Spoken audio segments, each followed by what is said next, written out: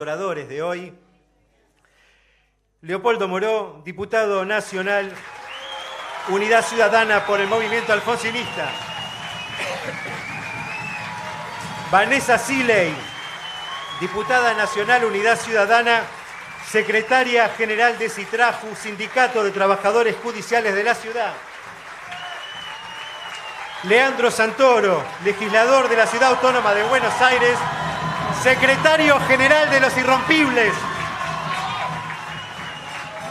Y Máximo Kirchner, diputado nacional, Unidad Ciudadana.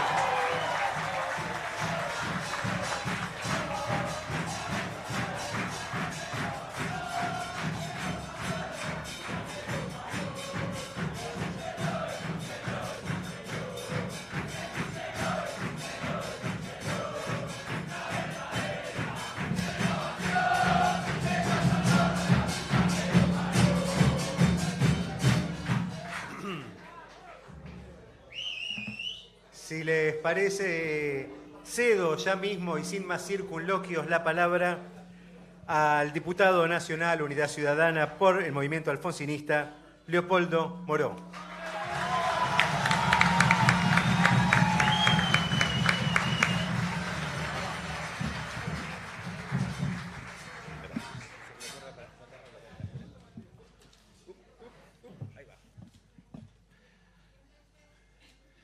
Bueno, como solemos hacer en estos actos, queremos, por supuesto, agradecer a los correligionarios, pero también a los compañeros, a los camaradas y a todos los que se acercaron aquí sabiendo que este es un espacio plural que pretende participar, integrar un movimiento político, un sujeto político que se fue construyendo a lo largo de 35 años de democracia.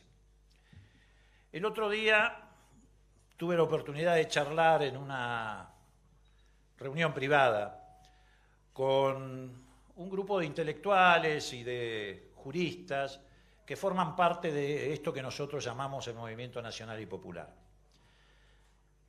Y tenían una discusión bastante sofisticada, porque algunos planteaban que no estamos frente a un modelo neoliberal, sino más bien frente a un modelo conservador.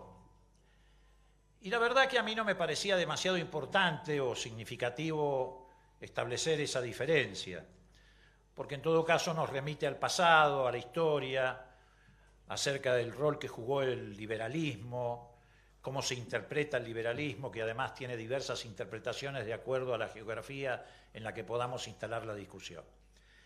Entonces les decía que yo prefería definir a este gobierno, y más que al gobierno, a los grupos dominantes que estamos enfrentando, porque en realidad nosotros no competimos con un gobierno, nosotros estamos compitiendo con un entramado de grupos dominantes que a través del partido judicial, los grupos mediáticos y el poder económico han instalado en la sociedad argentina algo más que un modelo económico. Y a mí me parece que este bloque de poder es un bloque conservador, que aplica una receta neoliberal, que lleva adelante una política emparentada con el autoritarismo, esto es cada vez más evidente, y que además pretende establecer una sociedad con jerarquías. Por eso digo que no estamos solo enfrentando un modelo económico, hay que asumir que también estamos enfrentando y confrontando con un modelo de naturaleza política, que pretende cambiar la estructura de la sociedad argentina. Por eso se apoyan en el concepto de la meritocracia, que es un concepto que se antepone al de la democracia. Y desde ese lugar quieren construir una Argentina piramidal, donde en la cúspide de la pirámide haya 3 o 4 millones de compatriotas que vivan razonablemente bien, con sus necesidades más que satisfechas, y los 40 millones de argentinos restantes se queden del otro lado del alambrado del country, que es hasta donde alcanza la mirada del gobierno de Macri. Además es un gobierno de vaciadores. Vinieron a vaciar la heladera de los argentinos, vinieron a vaciar los comercios de consumidores, vacían las fábricas de trabajadores, vacían la educación pública de alumnos, pero además intentan vaciar la cultura de los argentinos y vaciar la memoria de los argentinos. En definitiva, lo que van a intentar es vaciar a la patria. Por eso creo que estamos en una instancia que es decisiva, que no repite experiencias del pasado, porque además ahora venimos a vivir esta realidad y estas circunstancias en una América Latina que está siendo fuertemente agredida por un nuevo intento colonizador. Hay un intento de recolonizar el continente y nosotros, por supuesto, estamos comprendidos en ese intento. Y esta vez los poderes dominantes vienen por los recursos naturales. Vienen por el petróleo de Argentina, de Brasil, vienen por las minas de litio de Chile, de Argentina y de Bolivia, vienen por los recursos hídricos. Y eso tiene una diferencia con las experiencias anteriores. Yo sé que muchos asimilamos lo que está pasando a las políticas de Martínez de Hoz o incluso a las de la década del 90. Pero también tenemos que tener presente esta diferencia. En la década del 90, fundamentalmente los acreedores externos a través de los canjes de bonos, el Plan Brady, venían por los activos que los argentinos habíamos sabido construir durante décadas, particularmente en los gobiernos populares. Pero esta vez vienen por los recursos naturales. Y quien pretende apropiarse de recursos naturales necesita controlar el territorio, a diferencia de los que venían a apropiarse de los activos públicos, que con controlar las acciones, los directorios, a través de las privatizaciones era suficiente. Por eso también hay que estar muy atentos a lo que está sucediendo, porque inevitablemente en la medida en que avance este proceso de recolonización, la injerencia que van a pretender tener en el continente estos grupos va a ser cada vez mayor. Por eso nos quieren traer también un conflicto al que nosotros hemos sido ajenos, pero que fue el origen de estas políticas de recolonización, que iba por los recursos naturales, que es el conflicto que se vive en Medio Oriente. Ahí se destruyeron estados nacionales, se reconfiguró el mapa, se produjeron inmigraciones homicidas, solo denunciadas en general por el Papa y algún otro líder mundial, pero muy pocos. Pero agotado aquel recurso, vienen por estos recursos a América Latina. Por eso tenemos que tener mucha fortaleza, mucha inteligencia, porque además enfrentamos este complejo, este bloque de poder, que ha sabido manejar las nuevas herramientas. No solamente están acompañados por el blindaje que le brindan los grupos mediáticos más concentrados y que cada día van a ser más concentrados para favorecer el desarrollo de este modelo económico, sino que también están manejando con mucha inteligencia y perversidad lo que se denomina las redes sociales. Hace pocos días atrás conocimos un informe de Amnistía Internacional que desnudó de qué manera ya no solo se ataca al movimiento popular argentino, sino incluso a aquellos periodistas o medios que tienen una actitud relativamente crítica, porque estos modelos no toleran ni una endija de crítica, quieren una voz única, quieren imponer una voz única. Y hemos estado viendo y asistiendo a esta denuncia que habla de cibertropas, que habla de ataques cibernéticos, que utilizan siempre el mismo patrón, porque en esto no han cambiado. El conservadurismo hay un patrón que no abandonó, que es el patrón de estigmatizar a través de la mentira y desde ese lugar generar odio en la sociedad. Esto no es nuevo, esto lo vienen haciendo desde el fondo de la historia con los líderes populares de Argentina, con los movimientos populares de Argentina. Pero lo paradójico es que con el paso del tiempo, más temprano que tarde o más tarde que temprano, las mentiras se derrumban, como viene ocurriendo en estos últimos meses en la Argentina. Toda esa parafernalia que montaron para justificar la pesada herencia, para promover un voto de ira contra el gobierno anterior, se va cayendo desde lo formal. Todas las causas, todas las denuncias falsas, toda la porquería que instalaron en la sociedad argentina. Pero caen las mentiras, pero se mantiene el odio. Por eso cuando nosotros iniciemos una etapa de reconstrucción nos vamos a encontrar no solamente frente a la necesidad de recuperar materialmente al país, como siempre también ocurrió a lo largo de la historia. Los gobiernos conservadores vienen a destruir, los gobiernos populares venimos a reconstruir lo que ellos destruyeron. Ahora vamos a tener que también agregarle la responsabilidad de sanar a la sociedad argentina, porque ellos son el gobierno y el partido del odio.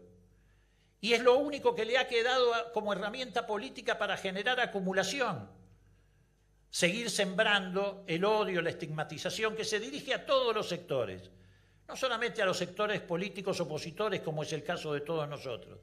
Se dirige contra los jóvenes, hoy son víctimas de una persecución sistemática por el solo hecho de ser jóvenes, se dirige contra los inmigrantes, se dirige contra los trabajadores, en realidad se dirige contra todo el movimiento popular argentino o toda la estructura del movimiento popular argentino.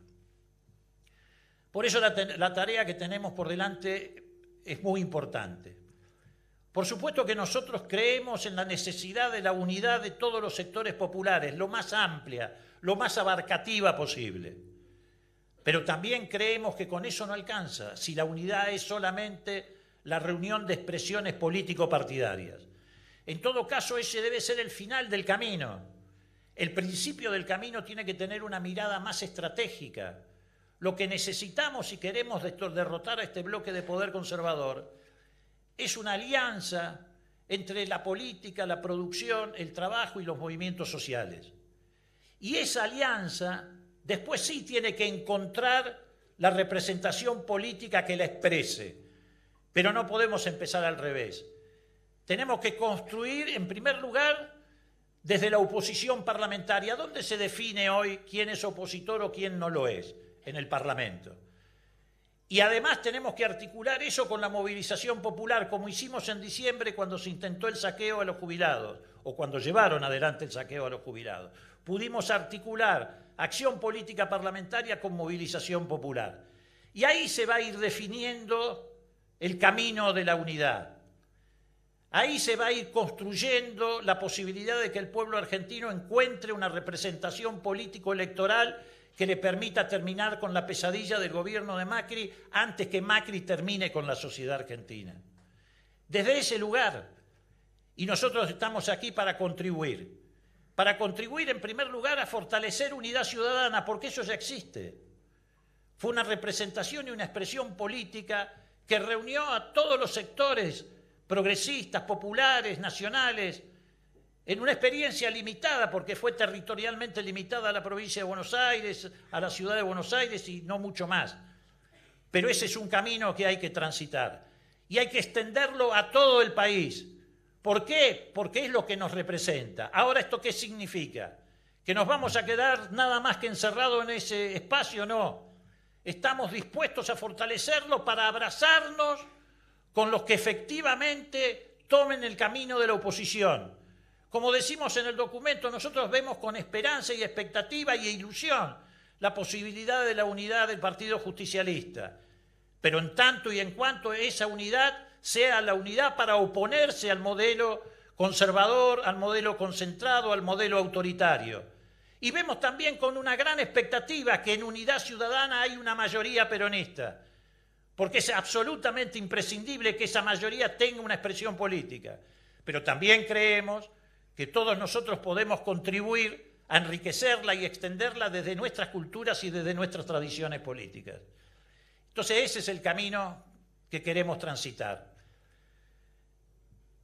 Enfrentamos un modelo que tiene consignas aparentemente eficientistas, pero que hay que tener en claro cuáles son los contenidos reales. Cuando ellos hablan de gobernar, hablan de endeudarse.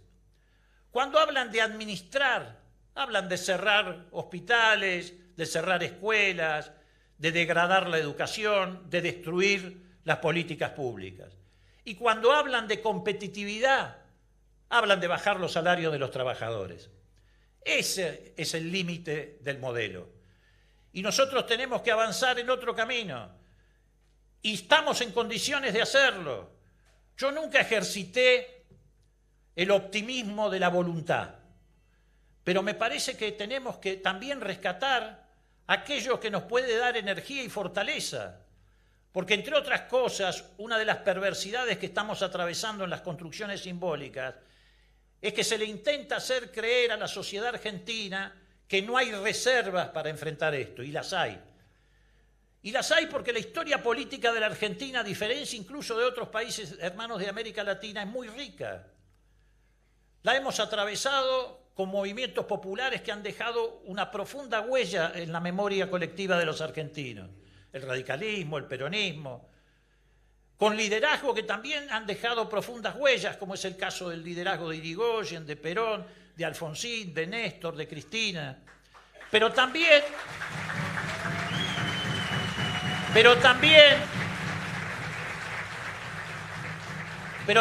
tenemos que sumar a ese escenario tan rico de la Argentina la impronta que le dio hace 100 años atrás. Este año se va a cumplir la reforma universitaria en 1918, que le dio al movimiento estudiantil argentino,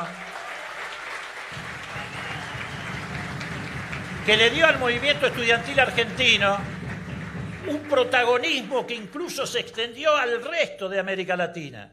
De ese movimiento universitario del 18 nacieron partidos populares, por lo menos populares en aquellos tiempos, como fue el APRA de Perú y tantos otros en América Latina.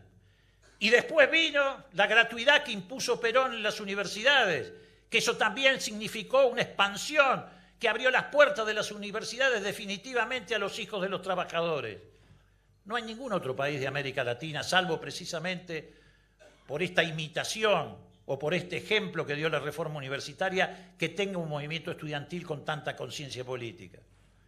Y tenemos también al movimiento obrero, que más allá de aciertos o desaciertos de sus dirigentes, es potencialmente extraordinario la presencia que tiene comparada con cualquier otro de América Latina. La tasa de sindicalización de Argentina es la más alta del continente.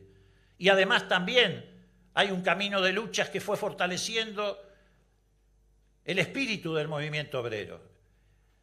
Tanto que la traición de algunos dirigentes no llega nunca a terminar de torcerlo, y el movimiento obrero siempre al final del camino se suma a los procesos de transformación en la Argentina.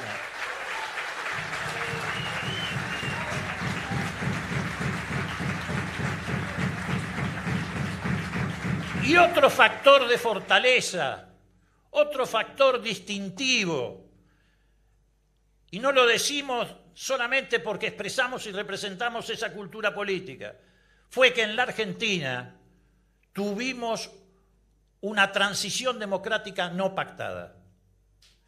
Esto también fortalece el nivel de conciencia de nuestra sociedad. Acá supimos lo que había pasado con la dictadura militar.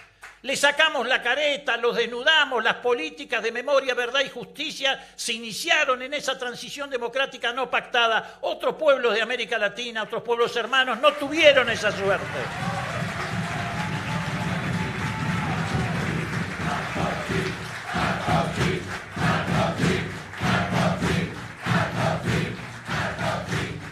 Y por último, también se suma a esta fortaleza del pueblo argentino el hecho de que en los últimos 12 años, en los años que pasaron del 2003 al 2015, en el gobierno de Néstor y de Cristina, se demostró que se puede gobernar sin las herramientas del neoliberalismo y que se puede favorecer a los sectores mayoritarios.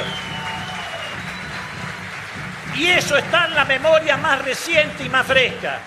Entonces, ¿cómo alguien puede suponer, a pesar de las dificultades, a pesar de la montaña que tenemos que enfrentar, cómo alguien puede suponer que con este acervo, con esta historia, con estas expresiones populares, con estos hechos históricos que conmovieron a la Argentina y que le sembraron esta huella tan profunda, vamos a perder esta batalla? No la vamos a perder, la vamos a ganar, y el movimiento popular argentino se va a poner de pie otra vez.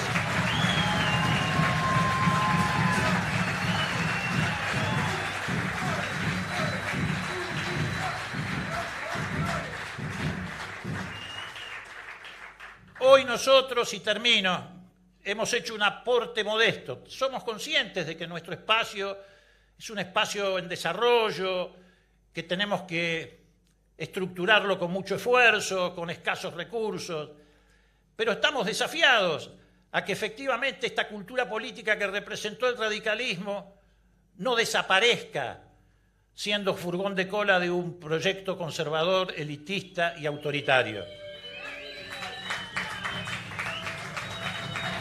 Y cuando decimos no desaparezca, ¿por qué lo decimos? Porque sabemos que las fuerzas políticas, que los pueblos, no solamente las fuerzas políticas, que los pueblos deben resistir si quieren sobrevivir. Y nosotros queremos que el pueblo argentino sobreviva. Gracias.